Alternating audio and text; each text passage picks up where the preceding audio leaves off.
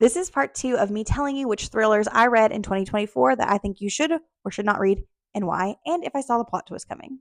I spent some time with Alice Feeney and read His and Hers, and I loved that one. Very dark, very twisty, phenomenal. Rock, Paper, Scissors.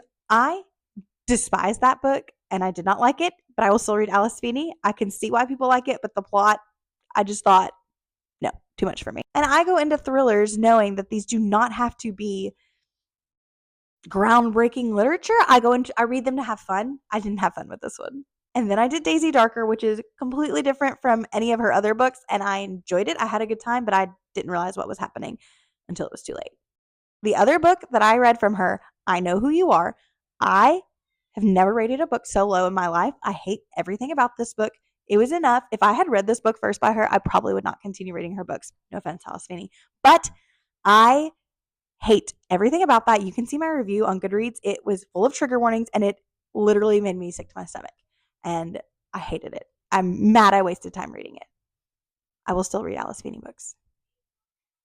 Then I read The Family Remains by Lisa Jewell, which is actually a sequel to The Family Upstairs. So you might want to read that one before you read this one, and you might enjoy it more than I did, because I did not like this one. It was meh to me. But again, I didn't read book 1, so that makes sense. I also did Listen for the Lie. I did that on audio, and it's kind of a basic thriller. So if you're an avid thriller reader, I don't think you'll enjoy it. I had a good time, but not my favorite. It is what it is, kind of predictable, but the audio was good. Right now, I go back to Lisa Jewell for None of This Is True, and I loved the audio for this one. I thought it was really well done.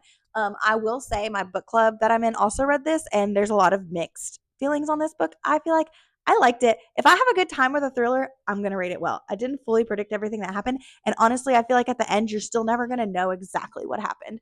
And the title is a spoiler. So when you're reading that that kind of tells you what is happening. But I like Lisa Jewell. I think she's a phenomenal writer, and I would recommend reading this one. Okay, I'm going to make one more part 3 because I went down a Frida McFadden rabbit hole, and I'm still in it in 2025.